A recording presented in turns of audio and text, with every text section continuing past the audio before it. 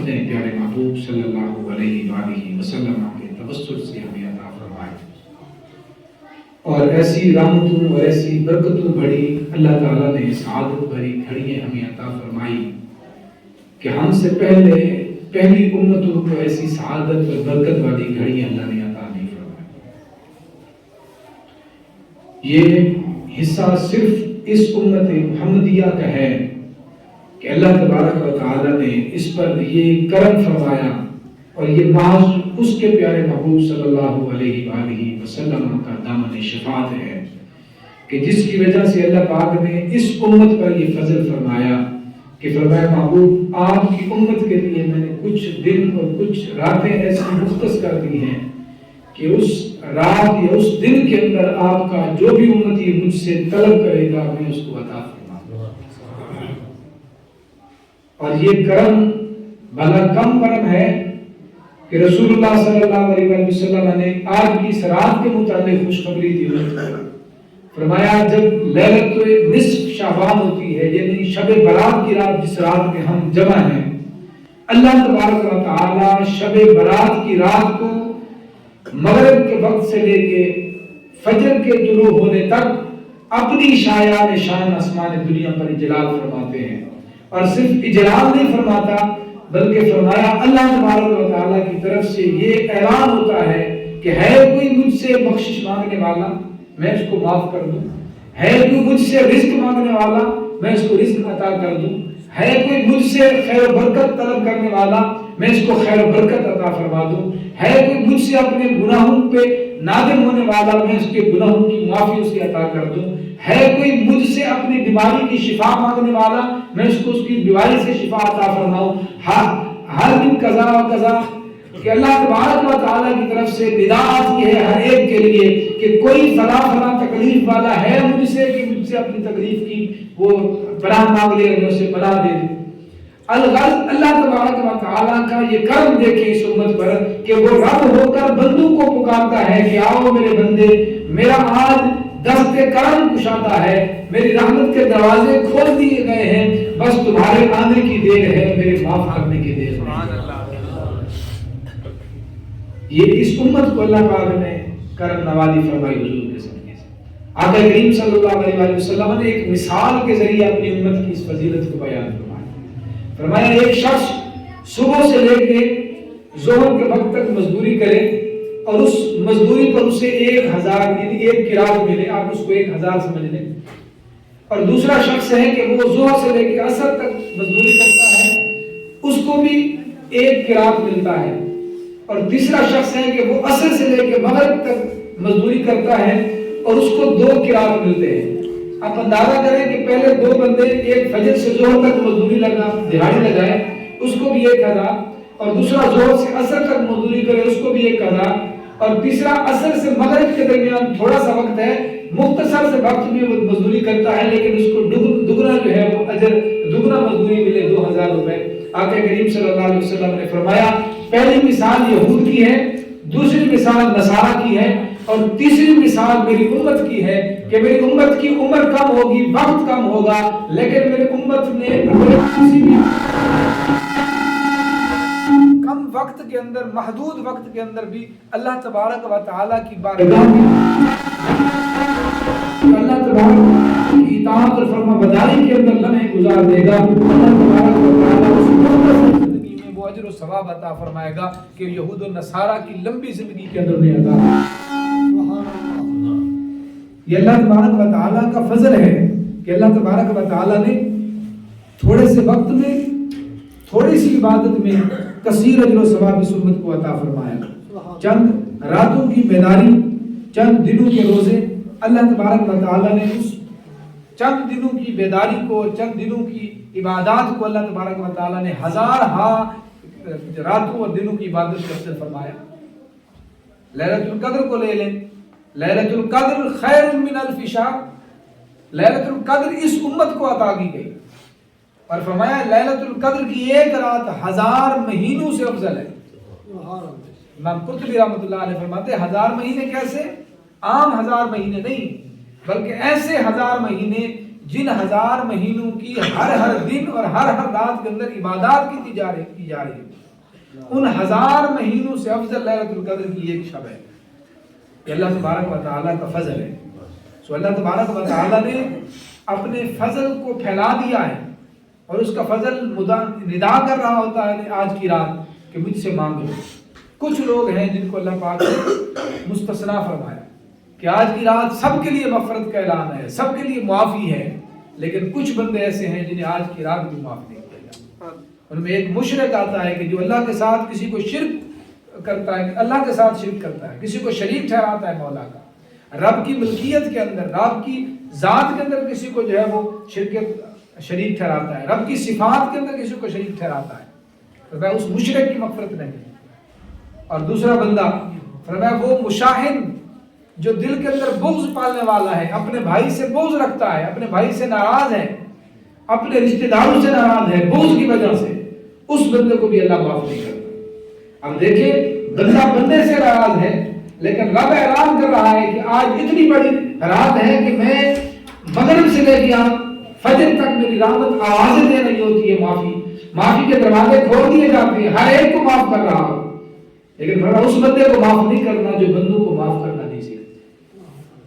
جو اپنے بھائی کو معاف کرنے پر آمادہ نہیں ہے وہ میرے دروازے پر نہ آئے. جو اپنے والدین سے روٹھا ہوا ہے وہ میرے دروازے پر نہ آئے. اگر میرے دروازے پر معافی کا طلبگار بن کے آنا ہے تو میرے لوگ میرے بندوں کو معاف کرنا سیکھیں. لہٰذا آج کے دن یہ تہیہ بھی کریں کہ اگر ہم چاہتے ہیں ہمارا رب ہمیں معاف کرے اور ہماری خطائیں اور ہماری کوتاہیاں ہمارا رب معاف کر دے، درگزر فرما دے آج کی رات کے صدقے، تو ہمیں اپنے دل کے اندر یہ تہیہ کرنا ہوگا کہ ہم بھی لوگوں کو معاف کرنا سیکھیں. ہم اپنے بھائی کے متعلق دل میں بغض لے کر بیٹھے ہوں، اپنے بھائی کے متعلق اپنے خونی رشتوں کو متعلق دل میں کینہ پال کے بیٹھے ہوں اور اللہ سے معافی طلب کر رہے ہوں، رب کا اعلان ہے میں معاف نہیں کروں، میری معافی ہے ہر ایک کو، اور جو بندہ جو طلب کرتا ہے اس کو عطا کرتا ہوں، لیکن یہ اس شرط پر کہ بندہ اپنے دل کو خالص کر کے میری بارگاہ میں آتا ہے. لہذا اپنے دل کے اندر یہ تہیہ کریں کہ جس کے ساتھ رنجش کی ہے، جس کے ساتھ ناراضگی ہے، اس کو معاف کریں تاکہ ہمارا رب بھی ہمیں معاف کرے. اور پھر اللہ تبارک و تعالیٰ کی بارگاہ میں آئے ہیں تو خالص دل لے کر بیٹھیں، خالص دل لے کر بیٹھیں. اگر آج کی رات بھی ہمارے دل کے اندر میل کچیل موجود ہے، آج کی رات بھی ہمارے دل کے اندر کینہ بغض موجود ہے، آج کی رات بھی ہمارے دل کے اندر منافقت موجود ہے، تو ہمارا دل ہی خالص نہیں ہے. جب دل ہی خالص نہیں ہے، ہمارا برتن ہی ستھرا نہیں ہے، تو رب کا نور کیسے ہمیں نصیب ہوگا؟ آج کی رات اس کا نور سمیٹنے کی رات ہے. بھئی آپ دودھ والے کے پاس جائیں اور اس کو دودھ کے پیسے بھی دے دیں کہ بھئی اس کے اندر 1 کلو دودھ ڈال دو، اور دودھ والا دیکھے کہ آپ کا برتن میلا ہے تو کیا آپ اس کے اندر دودھ ڈال دیں؟ آپ نے پیسے دے دیے ہیں، آپ کے پیسے اس کے ہاتھ میں ہیں، برتن آپ پکڑاتے ہیں کہ میاں اس میں 1 کلو دودھ ڈالو، لیکن وہ کہتا ہے میاں میں اس میں دودھ نہیں ڈالوں گا. پھر پیسے تو لے چکا ہے، دودھ ڈالنے کے اندر ماجرا کیا؟ وہ کہتا ہے آپ کا برتن ہی میلا ہے، برتن ہی گندا ہے، تو میں اس کے اندر دودھ کیسے ڈالوں؟ دودھ اللہ کی طرف سے نور ہے، میں اس کے اندر نہیں ڈال سکتا. تو جب ایک دودھ والا بندہ میلے برتن کے اندر دودھ نہیں ڈال سکتا، رب کی رحمت ہمارے میلے دلوں کے اندر کیسے آ سکتی ہے؟ رب کا نور ہمارے میلے دلوں کے اندر کیسے سما سکتا ہے؟ رب کی مغفرت اور رب کی عنایات اور اس کا فضل، اس کا کمالات یہ ہمارے میلے دل کے اندر کس طرح متوجہ ہوتے ہیں؟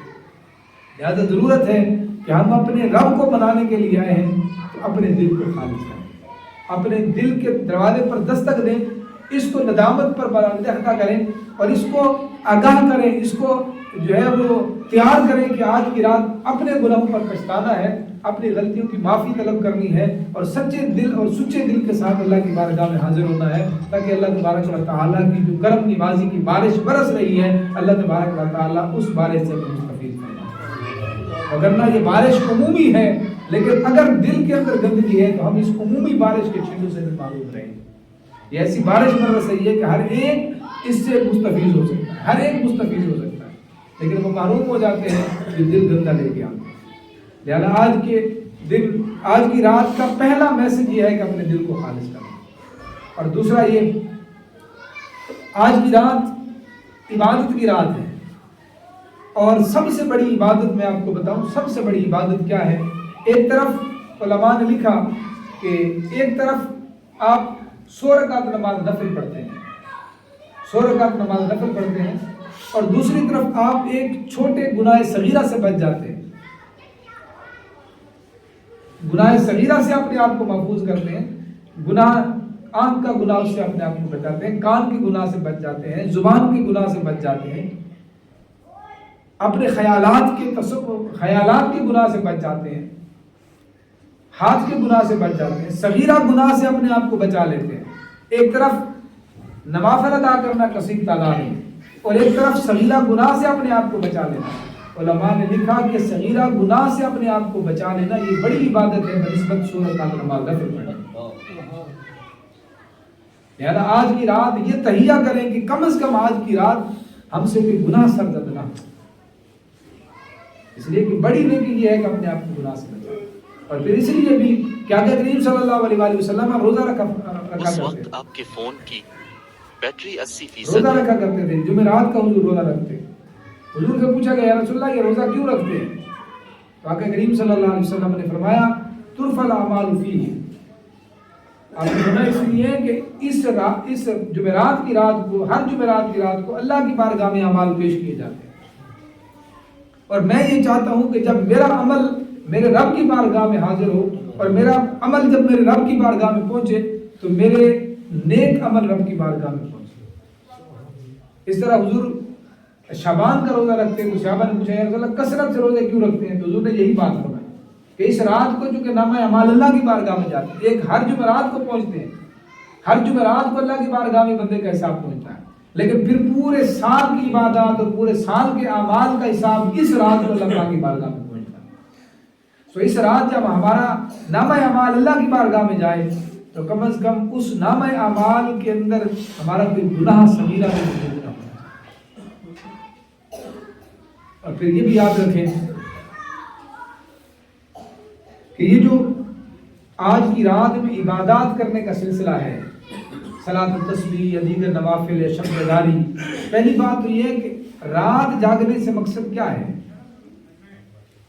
کیا شب برات جاگنے کا مطلب صرف یہ ہے کہ ہم رات جو ہے وہ بیدار رہ کے گزار دیں؟ یہ مقصد تو نہیں ہے۔ ہم نے جو مقصد بنا لیا ہے کہ رات ساری جاگنا ہے، بے شک فضولیات میں بیٹھے رہیں، رات ساری جاگنا ہے بے شک پٹاخے پھوڑتے رہیں، رات ساری جاگنا ہے گلی نکر کے اندر کھڑے ہو کے لہب و لعب کے اندر مشغول رہیں۔ بھئی اگر اس طرح جاگنا ہے تو خدا را نہ جاگے، بجائے نیکی کہ آپ گناہ کر رہے ہیں، بجائے اپنے نامہ اعمال کے اندر کچھ نیکی درج کرانے کے آپ الٹا گناہ کے مرتکب ہو رہے ہیں تو نہ جاگیں۔ اور پھر آج کی رات کے اندر جتنی عبادات کی جائیں گی یہ عبادات ساری کی ساری نفلی عبادات ہیں، یعنی یہ واجب نہیں ہے، فرض نہیں ہے، نفلی عبادات ہیں۔ اور آقا کریم صلی اللہ علیہ وسلم نے آج کی رات کی فضیلت جو فرمائی، قوموا لیلہا وصوموا نہارہا، جو نے فرمایا اس کی رات کے اندر قیام کرو اور اس کے دن کا روزہ رکھو۔ اب رات کے قیام کا مطلب یہ بھی نہیں ہے کہ ساری رات بندہ قیام میں کھڑا رہے اور صبح فجر کی نماز نہ پڑھے، فجر کی نماز چھوڑ دے، قیام ساری رات کرے اور فجر کی نماز نہ پڑھے تو کوئی فائدہ نہیں، پھر آپ سو جائیں، پھر آپ ساری رات نہ جاگیں، آپ فجر کی نماز بجماعت پڑھیں۔ اس لیے کہ قیام کرنا یہ نفلی عبادت ہے، مستحب عمل ہے، آپ کریں گے جس پر اجر ہے، بڑا اجر ہے، لیکن اگر آپ نے ساری رات قیام کیا، فجر جماعت کے ساتھ نماز نہ پڑھی تو اس پر جو گناہ ہوگا اور اس پر جو گرفت ہوگی یہ ساری عبادات آپ کو نہیں بچا سکتی۔ حضرت عمر فاروق رضی اللہ تعالیٰ عنہ، آپ کے دور مبارک کے اندر ایک شخص نے فجر کی نماز جماعت کے ساتھ چھوڑی۔ مردوں کے لیے باجماعت نماز ادا کرنا واجب ہے، یاد رکھیں، جماعت کے ساتھ مرد کے لیے، بالغ مرد کے لیے جماعت کے ساتھ نماز پڑھنا مسجد کے اندر جا کے یہ واجب ہے، بغیر عذر کے۔ حضرت علی کا قول بھی ہے، باقی محدثین نے لکھا کہ بغیر عذر شرعی کے مسجد کے بغیر بندے کی نماز گھر کے اندر ہوتی نہیں، جو مرد ہے بالغ ہے۔ ہاں کوئی عذر ہے، معقول عذر شرعی، تو پھر گھر پڑھ سکتا ہے، اگر نہ مسجد چھوڑ دے اور باجماعت اپنی گھر کے اندر نماز پڑھتا رہے، اس کی نماز نہیں۔ سو نماز با جماعت ادا کرنا یہ واجب ہے. حضرت عمر رضی اللہ تعالیٰ عنہ کے دور میں ایک شخص نے فجر کی نماز نہیں پڑھی. تو آپ نکلے تو اچانک رستے کے اندر نا اس شخص کی والدہ مل گئی. اس نے سلام کیا آپ کو. آپ نے پوچھا بھائی صاحبہ آپ کا بیٹا نہیں آیا کل فجر کی نماز کے اندر؟ تو بھائی صاحبہ نے کہا جی امیر المومنین وہ جو ہے نا رات کو قیام اللیل کرتا رہا، نوافل پڑھتا رہا، شب بیداری کرتا رہا، ساری رات نماز پڑھتا رہا، تو فجر کو تھکا ہوا تھا تو اس نے گھر نماز پڑھ لی اور سو گئے. آپ نے فرمایا بھائی ہاں افسوس ہے اس پر، کاش کہ وہ ساری رات نہ جاگتا، فجر کی نماز بجماعت پڑھ لیتا تو اسے چوکا ثواب مل جاتا. سبحان اللہ. ساری رات نہ جاگتا اور فجر کی نماز بجماعت ادا کرتا تو اسے چوکا ثواب ملتا. ہم نے یہ سمجھ لیا ہے کہ آج ایک رات ہم مسجد کے اندر آ گئے اور ایک رات میں عبادت کر لی تو ہمارے سارے کے ساری کوتاہیاں معاف ہو جائیں. جو چیزیں رب نے ہم پر لازم کی ہیں فرض کی صورت میں، جو ہم پر احکام اللہ پاک کی طرف سے لازم ہیں، اس کے اندر معافی نہیں ہے. اس کے اندر معافی صرف اس صورت میں ہے کہ آپ عزم مصمم کریں، دل کے اندر پکا ارادہ کریں کہ آج کے بعد یہ جرم نہیں ہے. ہم مخصوص جرموں کو جرم سمجھتے ہیں.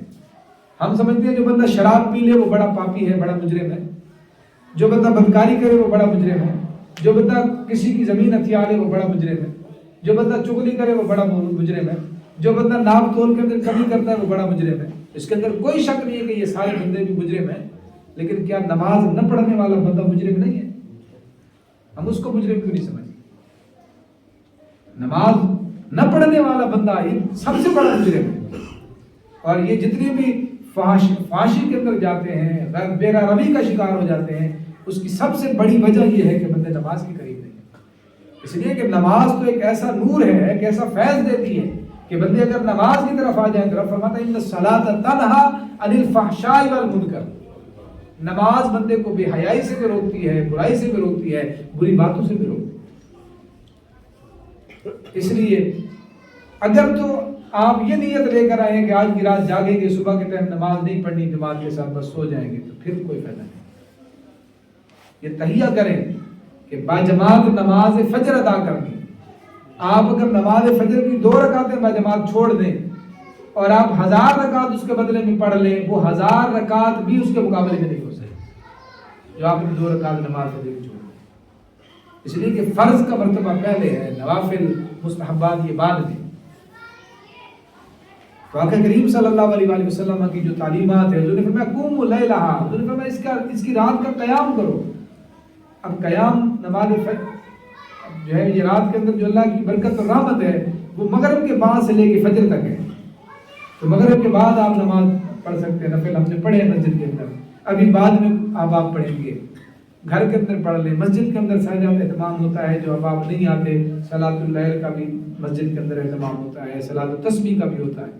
یہ ساری چیزیں مسجد کے اندر اہتمام ہوتے ہیں، لیکن یہ ساری کی ساری آپ کے لیے بعد میں ہیں، دوسرے نمبر پر ہیں. سب سے پہلا نمبر ہے نماز باجماعت، جو 5 وقت کی نماز ہے.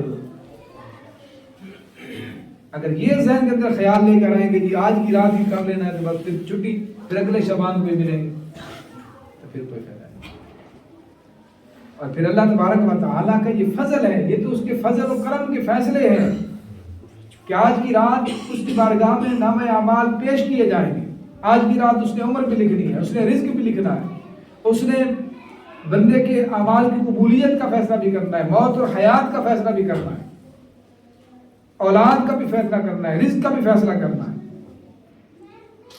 آپ بتائیں کہ کیا یہ اچھا ہو کہ ہمارا رب ہمارا فیصلہ لکھ رہا ہے اور بندہ ہاتھ اٹھا کے اپنے گناہوں پر نادم ہو رہا ہے، تو وہ رب کتنا اس پر جو ہے وہ خوش ہوگا، اور رب کتنا اس بندے پر راضی ہوگا کہ میرا بندہ مجھ سے معافی مانگ رہا ہے. اور وہ رب تو معاف کرنے پر آمادہ ہے. وہ رب، وہ قرآن میں اس نے وعدے فرمائے ما یفعل اللہ بعذابکم ان شکرتم وآمنتم. فرمایا تمہارا رب کیا کرے گا تمہیں عذاب دے کے؟ رب نہیں چاہتا تمہیں عذاب دینا. اگر تم جہنم میں جل بھی جاؤ، راکھ بھی ہو جاؤ، تو رب کو کیا فائدہ ہوگا؟ رب تو چاہتا ہی نہیں ہے کہ تمہیں سزا دے.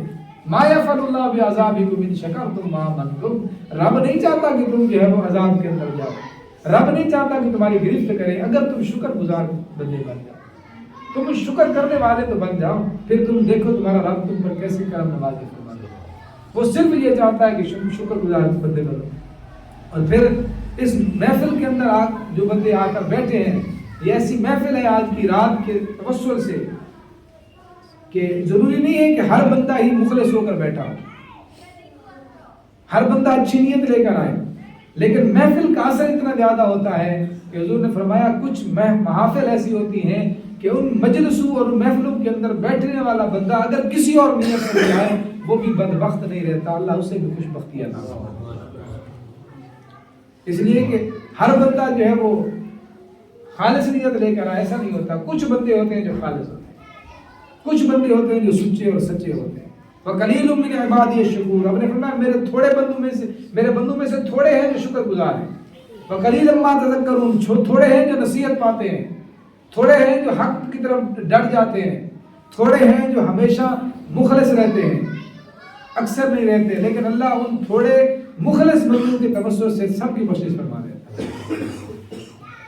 قوم اللہ یشکا جلیس، فرمایا ایک ایسی محفل ہوتی ہے اللہ کی بارگاہ میں جو خالص اگر محفل سے جا کے بیٹھے ہوں بندے، اللہ کو راضی کرنے کے لیے بیٹھے ہوں، اس محفل کے اندر آ کر بیٹھنے والا بندہ شقی نہیں رہتا، وہ بھی سعید بن جاتا ہے، بدبخت نہیں رہتا، اللہ اس کو بھی خوش بختی عطا فرما دیتا ہے۔ اس لیے جو آ گئے ہیں تو خوش بختی ہے کہ اس محفل کے اندر پہنچے۔ جہاں جہاں یہ محفل سجی ہے، جہاں جہاں آج کی رات محفل سجی ہے، ہمارا یہاں بیٹھنے کا مقصد کیا ہے؟ اللہ کی رضا طلب کرنا ہے، اللہ کی رضا کے لیے اس کے گھر کے اندر جمع ہوئے ہیں، اللہ کی خوشنودی کے لیے، اپنے گناہوں پر ندامت کے آنسو بہانے کے لیے جمع ہیں۔ جب اس مقصد کے لیے بیٹھے ہیں تو یہ محفل ایسی ہے کہ جس کو رسول اللہ صلی اللہ علیہ وسلم نے کہ اس مجلس کے اندر بیٹھنے والا بندہ کبھی بھی بدبخت نہیں رہتا، وہ سعید وقت ہو جاتا ہے، اس کے وقت پھر جاتے ہیں۔ اس لیے آج کی رات جو بندے بھی جب تک جاگے تو ایک وظیفہ اپنی زبان پر رکھیں، تقدیر کے فیصلے ہوتے ہیں۔ اللہم بدل سوء تقدیرنا بالخیر، اللہم بدل سوء تقدیرنا بالخیر، اے اللہ ہماری بری تقدیر کو اچھی تقدیر سے بدل دے، اے اللہ ہماری بری تقدیر کو اچھی تقدیر سے بدل دے۔ یہ آپ نے آج کی رات کثرت کے ساتھ پڑھنا ہے، اللہم بدل سوء تقدیرنا بالخیر، اے اللہ ہماری بری تقدیر کو اچھی تقدیر سے بدل دے۔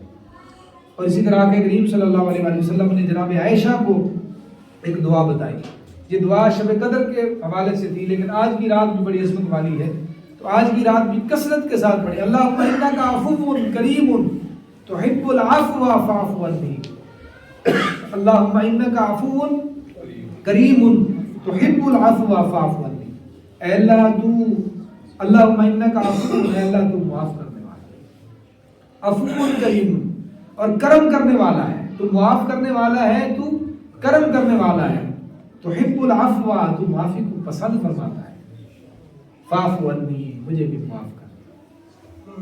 عفو کا مفہوم کیا ہے؟ عفو کس کو کہتے ہیں؟ عفو کا ایک مفہوم میں آپ کو سمجھاؤں بات سمجھانے کے لیے۔ عفو کا مراد کیا ہے؟ معاف کرنا اس کو کس کو کہتے ہیں؟ عفون کس کو کہتے ہیں؟ عفون جو اللہ کو کہا گیا۔ ایک بندہ جج کی عدالت میں کھڑا ہے اور اس بندے پر سارے جرم ثابت ہو جائیں، بندے پر سارے جرم ثابت ہو جائیں، جو جو اس پر کیس تھے سارے جرم اس پر ثابت ہیں، بندہ جج کی عدالت میں کھڑا ہے، جج سارے اس کے ڈاکومنٹ چیک کرتا ہے، سارا کچھ دیکھ لیتا ہے، جرم سارے ثابت ہیں، اور وہ جج اس بندے سے کہے جا چلا جا تجھے آزاد کر، جا چلا جا تجھے چھوڑ دے، جا تجھے چھوڑ دے۔ بس یہ جو عمل ہے نا، یہ جو طرز عمل ہے، اس کو عفو کہتے ہیں، اس کو عفو کہتے ہیں۔ سو آج کی رات بندہ اللہ کی بارگاہ میں حاضر ہے، بندہ اپنے سارے گناہوں کا اعتراف کر رہا ہے، باری تعالیٰ مجھ سے بڑے بڑے گناہ سرزد ہوئے، مجھ سے صغیرہ گناہ بھی سرزد ہوئے، کبیرہ گناہ بھی سرزد ہوئے، میں بڑا پاپی ہوں، بڑا مجرم ہوں، باری تعالیٰ میرے سارے جرم، میں اپنے سارے جرموں کا اظہار کرتا ہوں، لیکن باری تعالیٰ تیری بارگاہ میں حاضر ہوں، تو بڑا کریم ہے، معاف فرما۔ تو جب بندہ اپنے سارے جرم لے کے اللہ کی بارگاہ میں آتا ہے، رب فرماتے ہیں میرے بندے جا، میں نے تجھے معاف کر، رب فرماتے ہیں میرے بندے میں نے تجھے معاف کر دیا ہے۔ یہ رب کی عادت ہے، یہ رب کی سنت ہے۔ قرآن کریم کی ایک آیت ہے سورۃ بنی اسرائیل میں 15ویں سپارے میں، قل کل یعمل علی شاکلۃ۔ حضرت ابوبکر صدیق رضی اللہ تعالیٰ عنہ آپ کی پسندیدہ آیت تھی، آپ اس آیت کو جب بھی پڑھتے ہزاروں قطار روتے، ہزاروں قطار روتے۔ لوگوں نے پوچھا ابوبکر اس آیت کو بڑا پسند کرتے ہو، پڑھتے ہو، روتے کیوں ہو؟ تو فرمایا کرتے تم سنو تو صحیح کہ ہمارا رب کیا کہہ رہا ہے، قل کل یعمل علی شاکلۃ۔ محبوب آپ اعلان فرما دیں ہر بندہ اپنے مزاج کے مطابق عمل کرتا ہے، قل کل یعمل علی شاکلۃ، ہر بندہ اپنے مزاج کے مطابق عمل کرتا ہے۔ حضرت ابوبکر صدیق فرماتے ہیں میں اس لیے روتا ہوں کہ ایک ہمارا مزاج ہے، ایک ہمارے رب کا مزاج ہے۔ ہمارا مزاج گناہ کی طرف ہمیں لے جاتا ہے، بندہ گناہ کرتا ہے، رب کا مزاج ہے بندے کو معاف کرنا، ہمارا رب ہمیں معاف کرتا ہے۔ تو وہ رب تو کہتا ہے کہ میں تمہیں معاف کرنا چاہتا ہوں، تم میری بارگاہ میں آؤ تو صحیح۔ کہیں وہ فرماتا ہے ما یفعل اللہ بعذابکم ان شکرتم وآمنتم، رب کیا کرے گا تمہیں عذاب دے کے، اور کہیں وہ آواز لگا رہے یا ایھا الانسان ما غرک بربک الکریم، اے بھٹکے ہوئے انسان تجھے رب کریم کے دروازے سے کس چیز نے غافل کر دیا؟ تیرا رب تو بڑا کریم ہے، تیرا رب تو بڑا رحیم ہے، کس چیز نے تجھے بھٹکا دیا؟ حضرت عمر بن خطاب رضی اللہ تعالیٰ عنہ پسندیدہ آیت قرآن کی دیکھیں، حامیم تنزیل الکتاب من اللہ العزیز الحکیم غافر الذنب وقابل التوب شدید العقاب ذی الطول۔ یہ حضرت عمر بن خطاب رضی اللہ تعالیٰ عنہ کی پسندیدہ آیت ہے۔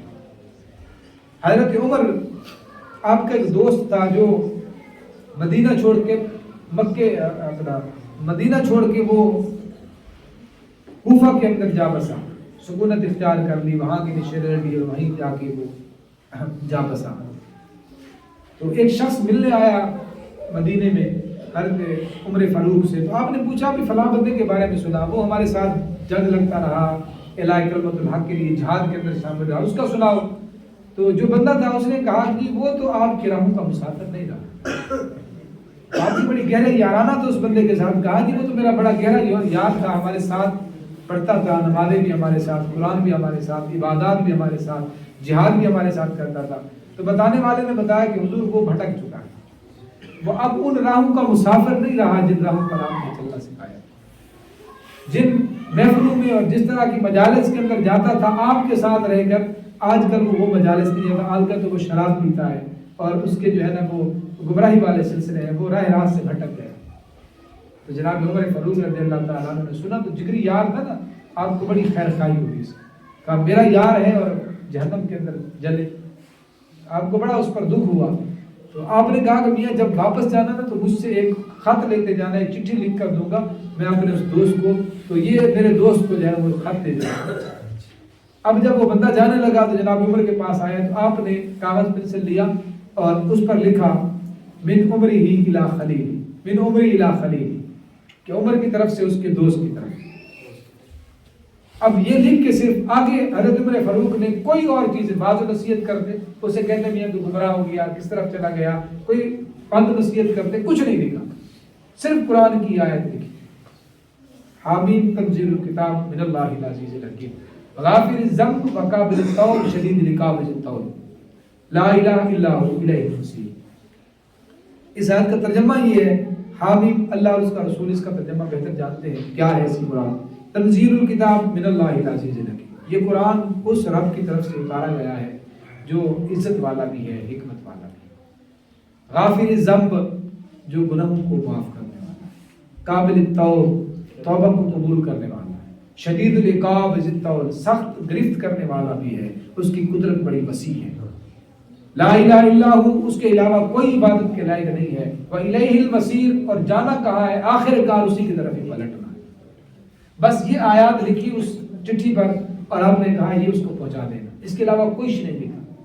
اب وہ چٹھی جب اس کے دوست آپ کے دوست کے پاس آئی تو اس نے اس کو پڑھا تو قرآن کی تاثیر اس کے دل کے اندر اتر گئی، قرآن کی تاثیر اس کے دل کے اندر گھر کر گئی اور اسی لمحے اس نے توبہ کی اور واپس دوبارہ اپنی پہلے والی اس نیک زندگی پر پلٹ گیا۔ اب حضرت عمر فاروق رضی اللہ تعالیٰ عنہ نے کچھ نہیں لکھا، اسے پیغام کیا دیا تھا ان آیات کے اندر کہ اللہ تبارک و تعالیٰ نے جو اپنی صفات کا اس میں ذکر کیا، تنزیل الکتاب من اللہ العزیز الحکیم، وہ عزیز بھی ہے، وہ حکیم بھی ہے، غافر الذنب ہے، قابل توب ہے، شدید العقاب ہے، ذی القوہ ہے، اس کے علاوہ کوئی معبود نہیں ہے۔ اللہ تبارک و تعالیٰ نے ان آیات کے اندر اپنی جو ترتیب بیان فرمائی اس ترتیب کی طرف متوجہ کیا کہ دیکھیں بندہ گناہ کرتا ہے نا تو گناہ کے بعد بندہ توبہ کرے تو رب معاف کرتا ہے، ایسے ہی ہے نا، تو بندہ پہلے توبہ کرے تو پھر رب معاف کرتا ہے۔ وہ فرماتے ہیں میری بارگاہ میں آ جا، ندامت کے 2 آنسو بہا دے، میں تیرے سارے گناہوں کو معاف کر دوں۔ میں یہ نہیں دیکھتا کہ میرا بندہ گناہ کتنے کر کے آیا ہے، میں صرف یہ دیکھتا ہوں کہ میرا بندہ آ تو گیا ہے میری دہلیز پر، میرا بندہ میری دہلیز تک پہنچ تو آیا ہے۔ اگر اسے کوئی میرے علاوہ چوکھٹ نظر آتی تو وہاں جاتا نا۔ میرے بندے کو اتنا تو پتا ہے کہ اسے یہ بات تو سمجھ میں آ گئی ہے کہ رب کے علاوہ کوئی معاف کرنے والا نہیں ہے، بس میرا بندہ میری بارگاہ میں آ تو گیا۔ اگر بندہ توبہ لے آئے اللہ کی بارگاہ میں، رجوع لائے تو اللہ توبہ قبول فرما دیتا ہے۔ لیکن یہاں ترتیب دیکھیں، اللہ نے کیا فرمایا؟ غافر الذنب و قابل التوب، پہلے توبہ ہوتی ہے بعد میں اللہ گناہ معاف فرماتا ہے۔ لیکن اللہ تبارک و تعالی نے یہاں پہلے غافر الذنب فرمایا تمہارا رب تمہارے گناہوں کو معاف کرنے والا ہے، وقابل التوبہ، اور تمہاری توبہ کو قبول کرنے والا ہے۔ یعنی پہلے اللہ تبارک و تعالی نے بندے کی توبہ کا تذکرہ نہیں کروایا، اس لیے کہ ہو سکتا ہے میرا بندہ توبہ کرنے میں دیر کر لے۔ غافر الذنب ہوں، میں تمہارے گناہوں کو معاف کرنے پر پہلے ہی تیار بیٹھا ہوں، بس تمہاری توبہ کرنے کی مجھے دیر ہے۔ آگے اللہ نے شدید العقاب، بڑی سخت قوت والا، بڑی سخت جو ہے گرفت والا، یہ ساری اس کی صفات ہیں، لیکن رب نے یہ صفات بعد میں رکھی ہیں۔ فرمایا غافر الذنب، اور پہلے گناہوں کو معاف کرنے والا۔ وہ طاقت کا استعمال نہیں کرتا، وہ اپنا فضل اور کرم کرتا ہے۔ طاقت اور قوت کا استعمال رب نہیں فرماتا۔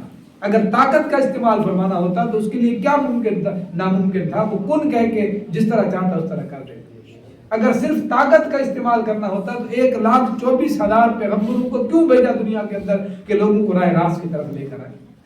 وہاں آسمان سے بیٹھ کر فیصلہ فرما دیتا، طاقت کا مظاہرہ کر دیتا، اور جو چاہتا رب کر سکتا تھا۔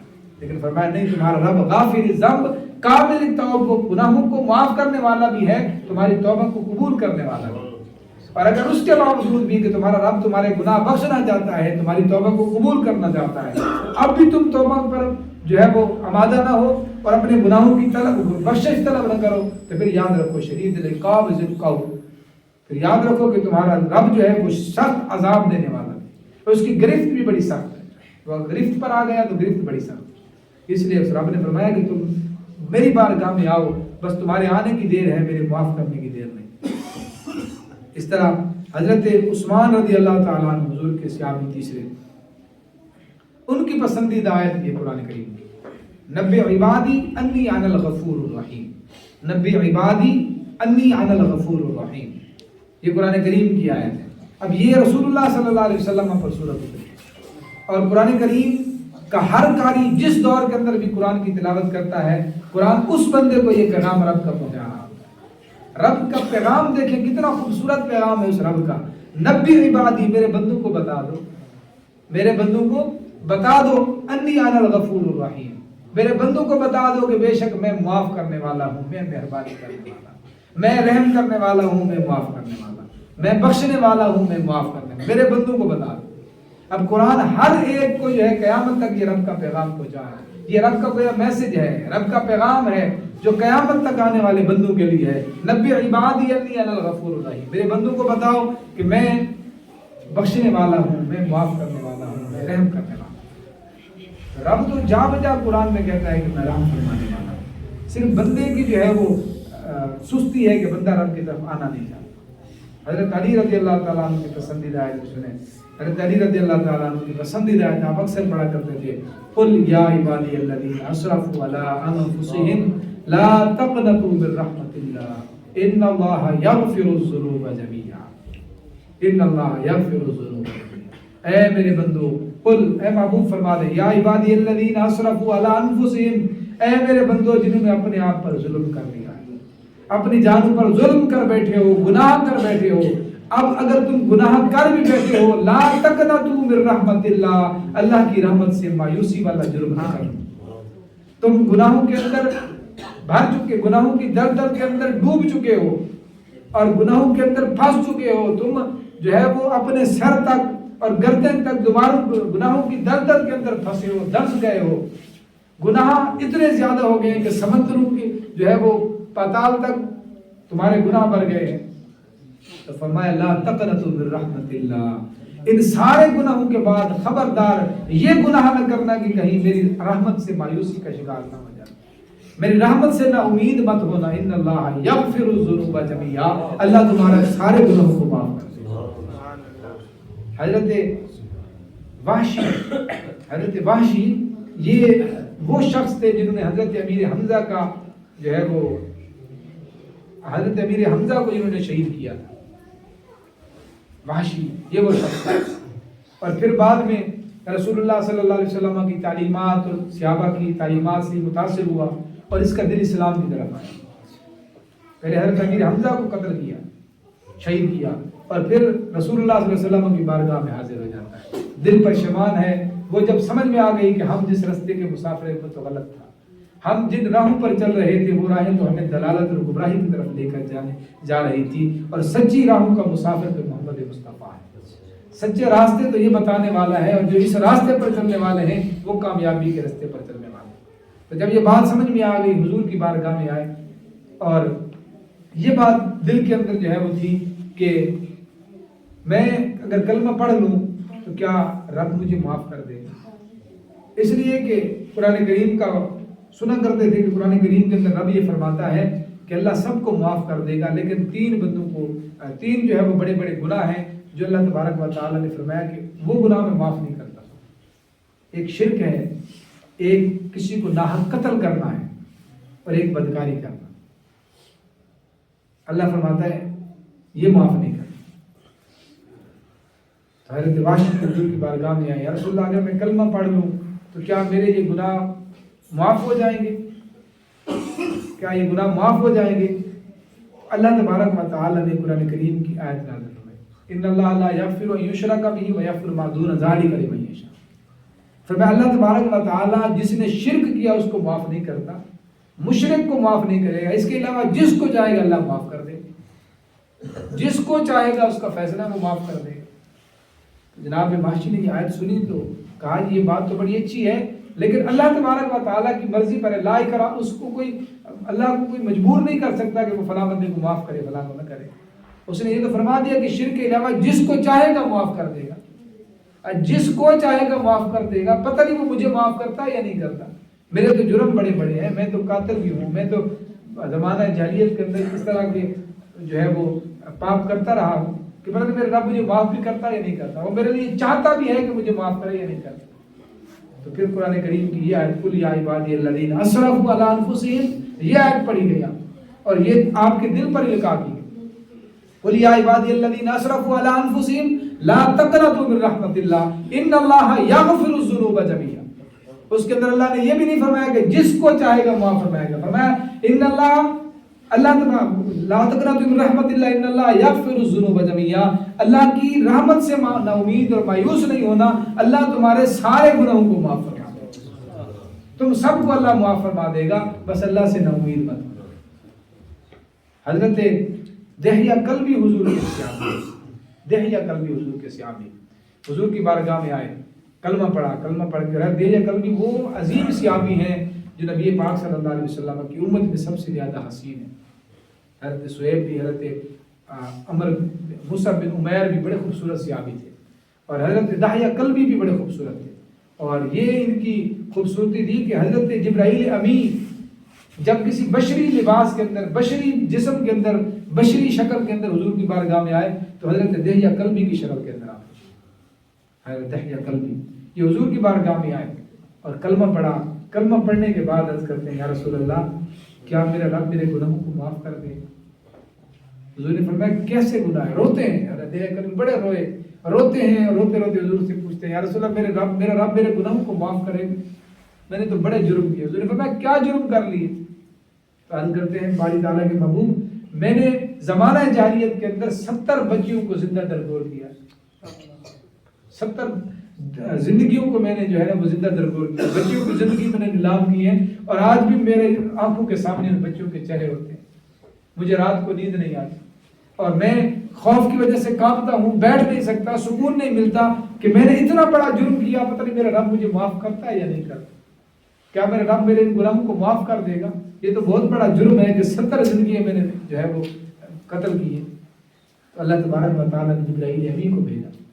جبرائیل امین حضور اکرم صلی اللہ علیہ وسلم کی بارگاہ میں آ کر جبرائیل امین حضور کو فرماتے ہیں کہ محبوب آپ اسے کہہ کیوں نہیں دیتے کہ تمہارے رب نے فرمایا ہے نا ان اللہ لا یغفر ان یشرک بہ، کہ اللہ تبارک و تعالیٰ مشرک کو جو ہے نا سب سے بڑا جرم کیا ہے؟ ان اللہ لا یغفر ان یشرک بہ، اللہ کے ساتھ جو بندہ کسی کو شریک ٹھہرائے اللہ اس کو معاف نہیں کرتا، اللہ اس کو معاف نہیں کرتا جو بندہ کسی کا اللہ کے ساتھ کسی کو شریک ٹھہرائے۔ لیکن مشرک بندہ بھی جب کلمہ پڑھ لیتا ہے اللہ اس کے سارے گناہ معاف۔ جب اللہ کلمے کی وجہ سے شرک جیسا بڑا جرم معاف کر سکتا ہے تو جو دہیا قلبی نے جرم کی ہے وہ شرک سے بڑے نہیں۔ آپ اسے خوشخبری دے دیں کہ کلمہ پڑھنا ایسا عمل ہے کہ اللہ پاک نے اس کلمے کے صدقے سے اس کے سارے گناہوں کو معاف کر دیا، گزشتہ ساری خطاؤں کو بدل دیا اللہ تبارک و تعالیٰ۔ نبی پاک صلی اللہ علیہ وسلم نے حضرت دہیا قلبی کو یہ بات سنائی تو حضرت دہیا قلبی اب مسکرانے لگے اور نبی پاک صلی اللہ علیہ وسلم رونے لگے۔ پہلے دہیا قلبی رو رہے تھے اور حضور اسے دلاسے دے رہے تھے، تسلی دے رہے تھے۔ اب جب رسول اللہ صلی اللہ علیہ وسلم نے دہیا قلبی کو خوشخبری سنائی تو آپ مسکرانے لگے، لیکن رسول اللہ صلی اللہ علیہ وسلم رونے لگے۔ لیکن یہ رونا خوشی کا رونا تھا، یہ مسرت کے آنسو تھے، یہ حضور کی آنکھوں سے ٹپک رہے تھے۔ جناب دہیا قلبی نہ یا رسول اللہ آپ کی آنکھوں سے یہ آنسو کیوں؟ تو آپ صلی اللہ علیہ وسلم نے فرمایا میرے صحابی یہ آنسو آنکھوں سے آنسو اس لیے بہ رہے ہیں کہ اللہ پاک کا کرم اور فضل دیکھیں کہ ایک بندہ ایک دفعہ کلمہ پڑھے اللہ سارے گناہوں کو معاف فرما دے، اور میرے امتی جو ہر وقت کلمہ پڑھتے رہتے ہیں ان پر اللہ کتنی کرم نوازے۔ جو بندہ ایک مرتبہ پڑھے اس کے تو سارے گناہ اللہ معاف فرما دے، جو بندہ بار بار کلمہ پڑھے اللہ پاک اس کے کتنے گناہ معاف فرمائے گا اور اس پر کتنی کرم نوازی فرمائے گا۔ یاد عزیزو، ہم کلمہ محمدی پڑھنے والے ہیں، رسول اللہ صلی اللہ علیہ وسلم کی امتی، ہمارا کوئی کمال نہیں ہے، یہ محض اللہ کا فضل ہے۔ اللہ پاک نے ہمیں پسند کر لیا کہ ہم اس کی امتیوں میں شامل ہیں، اس کے پیارے محبوب کی امتیوں میں شامل ہیں۔ اس نے اپنے پیارے محبوب کو امتی بنایا، یہ محض اس کا فضل ہے، یہ فضل اس نے کر دیا ہے۔ اب ہم بھی ذرا اپنی غیرت کو جگائیں اور ہم بھی ذرا حضور کے سچے اور سچے امتی بن کے رہیں۔ ہمارے مصطفیٰ کریم صلی اللہ علیہ وسلم نے، ہمارے کریم نبی نے ہمیں جو راستہ بتایا ہے ان راہوں کے مسافر بنے، ان راستوں پر چلنے والے بنے، اور راستوں کو چھوڑ کے اغیار کی تابعداری اور اغیار کی تقلید کے اندر لگ گئے، نہ ہم دنیا جو کے رہے اور نہ ہماری آخرت رہی۔ ایک ہی راستہ ہے اور وہ راستہ ہے قرآن کا، وہ راستہ ہے مصطفیٰ کے فرمان کا۔ ان راہوں کے مسافر بنیں گے تو دنیا کی زندگی بھی سنور جائے گی، آخرت کی زندگی بھی سنور جائے گی۔ آج کی رات یہ پیغام تھا جو میں نے آپ تک پہنچانا تھا۔ جو کچھ کہا گیا اللہ مجھے بھی آپ کو بھی عمل کی توفیق عطا فرمائے۔ اللہ تبارک و تعالی ہم سب کو آج کی اس بابرکت رات میں گناہوں سے محفوظ رہے، صغیرہ کبیرہ گناہوں سے بچنے کی توفیق عطا فرمائے، اور اللہ پاک جو بھی ہم عبادات کریں اپنی بارگاہ سے مقبول فرما کے اللہ تبارک و تعالی ہم سب کی قبر اور آخرت کی زندگی اس کے صدقے بہتر فرمائے۔ آمین۔ آمین۔